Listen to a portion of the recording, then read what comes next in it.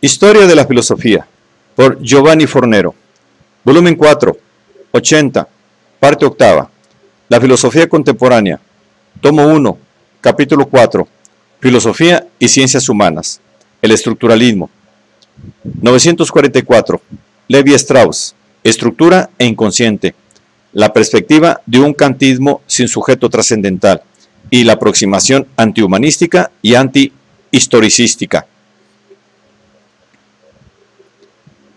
Delucidado el concepto de estructura, queda por aclarar dónde residen, según Levi Strauss, las estructuras. La respuesta de nuestro autor es, en sustancia, la siguiente. Las estructuras habitan en la profundidad del inconsciente y se identifican con aquel plexo de formas y de categorías invariables que gobiernan, desde la noche de los tiempos, las obras y los días de los individuos, constituyendo en su conjunto el espíritu humano. En un artículo de 1949, La eficacia simbólica, publicado más tarde en Antropología Estructural, Levi Strauss sostiene la identidad entre inconsciente y función simbólica. Veremos así disolverse la última diferencia entre la teoría del chamanismo y la del psicoanálisis. El inconsciente deja de ser el inefable refugio de las particularidades individuales, el depositario de una historia única, que hace de cada uno de nosotros un ser insustituible. Se reduce a un término con el que designamos una función, la función simbólica, específicamente humana, cierto, pero que se ejerce en todos los hombres, según las mismas leyes y que se reduce en realidad al conjunto de estas leyes.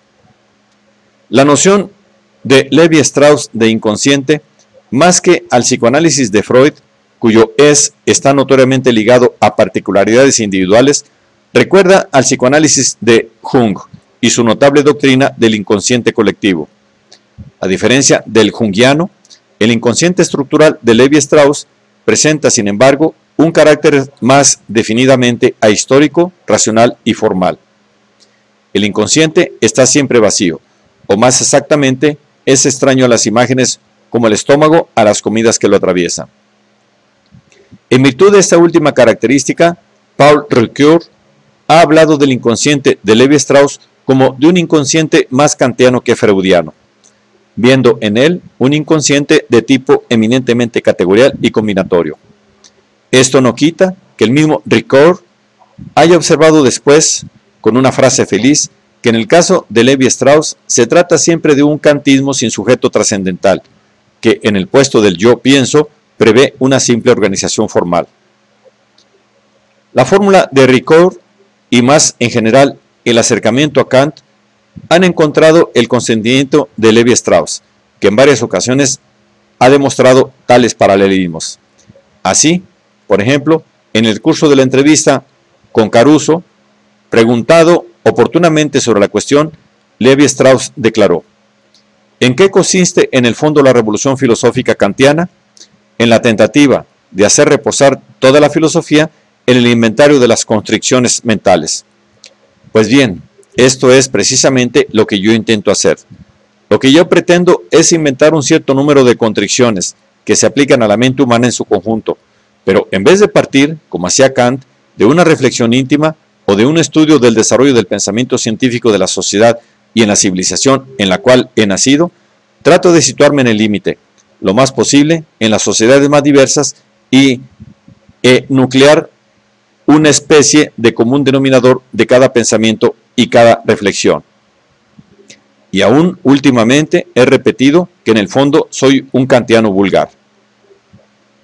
El concepto de inconsciente representa la plataforma sobre la que Levi Strauss piensa poder basar adecuadamente la proyectada universalidad y objetividad del saber científico. Sí, como creemos, la actividad inconsciente del espíritu consiste en imponer formas a un contenido, y si estas formas son fundamentalmente las mismas para todos los individuos antiguos y modernos, primitivos y civilizados, como lo demuestra de una manera fulgurante el estudio de la función simbólica, tal como se expresa en el lenguaje, es necesario y suficiente alcanzar la estructura inconsciente subyacente a toda institución o a toda costumbre, para obtener un principio de interpretación válido para otras instituciones y otras costumbres, con tal de que, bien entendido, se empuje el análisis lo bastante lejos.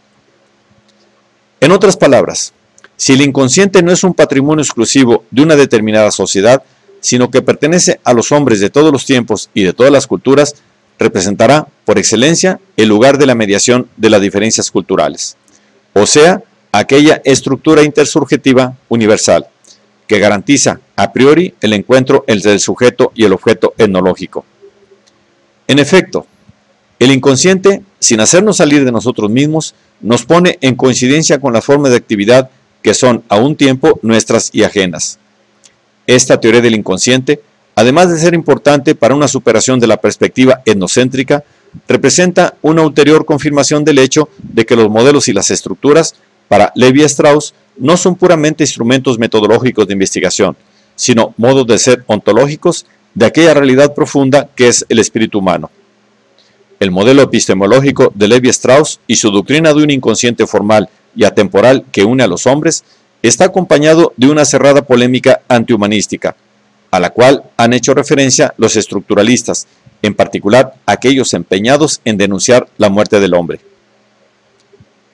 Contrario a la dicotomía neokantiana entre ciencias de la naturaleza y ciencias del espíritu, y positivamente persuadido de la unidad metodológica del saber, Levi-Strauss ha defendido siempre la equiparación de las ciencias humanas a las de la naturaleza. No existen por un lado las ciencias exactas y naturales, y por otro lado las ciencias sociales y humanas. Hay dos tipos de aproximación, de los que solamente uno tiene carácter científico, el de las ciencias exactas y naturales que estudian el mundo, y en el cual las ciencias humanas tratan de inspirarse cuando estudian el hombre en cuanto forma parte del mundo.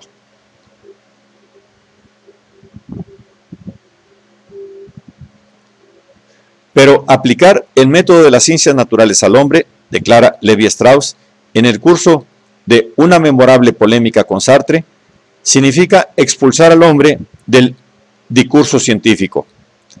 Creemos que el fin último de las ciencias humanas no consiste en constituir el hombre, sino en disolverlo. Las ciencias humanas pueden volverse ciencias solo cuando dejan de ser humanas. En otras palabras, para encontrar cognoscitivamente al hombre, hace falta perderlo, y para hacer ciencia auténtica, hace falta tener la determinación de estudiar los hombres como si fueran hormigas, renunciando al mito occidental del hombre y aquella prerrogativa ontológica privilegiada que será la libertad, con la cual los filósofos han coqueteado desde siempre, asumiéndola como dato incontrovertible de la condición humana. La filosofía tradicional es una búsqueda que afronta el problema de saber en qué sentido la mente humana es libre, mientras yo intento, en cambio, establecer, partiendo de la etnología, las leyes por las cuales la mente humana no es libre. Mi objetivo sigue siendo el mismo, mostrar que hasta en sus manifestaciones en apariencia más libres, el espíritu humano está sometido a constricciones rigurosamente determinantes. Por lo que se refiere a la conciencia, otro mito de los filósofos, presente ampliamente en los sistemas conciencialísticos del neocantismo, del bergsonismo, de la fenomenología y del existencialismo, nuestro autor es igualmente polémico, hasta el punto de hablar de ella como de una enemiga secreta de las ciencias del hombre. Siguiendo el ejemplo de las ciencias físicas, las ciencias humanas deben convencerse de que la realidad de su objeto de estudio no se encuentra atrincherada en el nivel en el cual el sujeto la percibe. En efecto, como hemos visto, el problema del antropólogo no es el de cerrarse nuevamente, bergsonianamente, en los datos inmediatos de la conciencia, sino el de salir estructuralísticamente de las redes de la subjetividad, localizando, si acaso, un plano de la investigación sobre el cual lo subjetivo se ha aprendido objetivamente. El rechazo Levi-Straussiano del humanismo conciencialista tradicional está acompañado de un rechazo paralelo de la óptica historicista. Según nuestro autor, la historia deja de ser de vía maestra de la realidad humana, en cuanto no sirve para explicar verdaderamente el hombre, que es más bien una naturaleza inconsciente y atemporal. Esto no significa, sin embargo, como se ha dicho a veces, de un modo polémico, que Levi-Strauss intente negar la historia o la consideración diacrónico-temporal de los acontecimientos. En efecto, si bien la historia, en cuanto a dominio de lo contingente, no puede identificarse con la ciencia en sentido estricto, que tiene como objeto lo universal. Ella, con todo, tiene para la antropología una insustituible función auxiliar o instrumental, puesto que le ofrece el material sobre el que actuar. He dicho una vez en los Estados Unidos, en el año 1952, en el Congreso de los Antropólogos, organizado por la Werner Green Foundation, que nosotros éramos los traperos de la historia y que buscábamos nuestra ropa en sus basuras. Además, la historia sirve para filtrar o colocar la experiencia, o sea, separar las constantes estructurales de la experiencia de sus elementos variables y contingentes. Como se puede notar, en el ámbito de esta perspectiva, la jerarquía que se establece entre las formas de conocimiento es inversa a la que es propia del historicismo. Aquí es el saber ideográfico, que tiene como objeto lo singular, el que subordina para sí el saber nomotético de ciencias, que se vuelven auxiliares. En la perspectiva de Levi-Strauss, son las ciencias que tienen como objeto las estructuras universales quienes convierten en auxiliar suyo el conocimiento de lo individual histórico.